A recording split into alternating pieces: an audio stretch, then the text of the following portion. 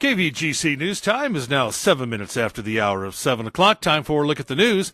It is a Wednesday, the 7th day of March for 2018. In the news for today, the Ione City Council worked on a range of issues facing the city at their meeting last night. The council approved a number of changes to the construction plans for the city's sewer system. In the current phase of the project, the city is lining the bottom of 4 treatment ponds in the hopes that it will end the infiltration of heavy metals into local groundwater. The changes, which were brought about by the fact that the treatment ponds are deeper and more sludge-filled than originally thought, increase the price of this phase by $240,000 to a total of $900,000. Overall, the city has spent some $6 million on the sewer plant. In other business, the council approved the acceptance of a public easement for a storm water drain in the Castle Oaks development, a cleanup action from an earlier phase of the development. The council also last night approved a refinancing of bonds for the City Public Improvement District, which will result in new residents of the city paying less interest on bonds for city improvements. Finally, the city last night approved the annual labor agreement with the city police department. Well, a Calaveras High student arrested yesterday after making what officials perceived were threats involving a gun on campus. Calaveras sheriff deputies called to the high school yesterday after the student mentioned bringing a firearm to school. According to the sheriff office, reported during a discussion regarding lockdown drills and school safety, a 15-year-old male student was heard making statements similar to, "I guess I better not bring a gun that day." Well, the same student was overheard talking about guns in another conversation. School staff was made aware of the comments and notified the sheriff department. Deputies conducting the investigation confirmed there was no specific expressed threats made, no weapons in the student's possession. Deputies did arrest the student, removing him from campus, and transported him to juvenile probation and contacted his parents.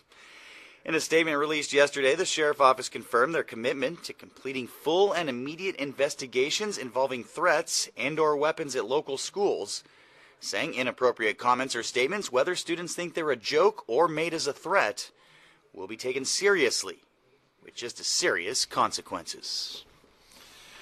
And the preliminary hearing for Vona Hughes, the Angels Camp woman accused of animal cruelty, was postponed yesterday.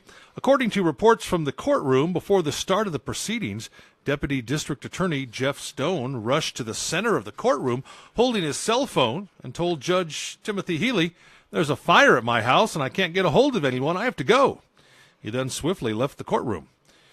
Hughes' preliminary hearing on charges of animal cruelty had already been delayed from its 2:30 start time for over 45 minutes while the court bailiff vacated the courtroom to transfer a prisoner. At about 3:15, just as Hughes and others were entering the courtroom, Stone made his unexpected announcement. Judge Healy called Hughes' attorney, Ken Foley, and members of the DA's office to his bench for a conference. Well, minutes later, Stone returned with a relieved announcement that his house was not on fire and the incident was just minor. At that point, all parties agreed to postpone the hearing until today. Hughes faces 3 counts of felony animal cruelty, stealing an animal for commercial use, 2 counts of grand theft, and 1 misdemeanor animal cruelty charge, and has denied the accusations against her. Well, a 22-year-old Sonora man arrested for DUI early Tuesday morning following a solo vehicle accident. According to CHP, at around 12:30 Tuesday morning, Alexander Lively was traveling eastbound on Highway 88 just west of Martin Lane at about 80 miles per hour when, due to his reported level of intoxication, he lost control of his vehicle, ran off the road into a small grove of oak trees. Now, after the impact, Lively was extricated from his vehicle by another motorist who witnessed the incident. He was arrested and booked for DUI. And Amador Arts will hold the first annual Amador County Arts Summit on Saturday, March 24th from 9 to 2 at the Jackson Rancheria Conference Center. Invitations have been sent out for the event, which will convene arts stakeholders, students, and businesses and community members. to discuss topics and issues relevant to the cultural future of Amador County. Issues like the local arts community, education, the creative economy, tourism, a center for the arts, and more. The idea is to bring together as many like thinkers as possible as a group to tackle issues important to Amador County.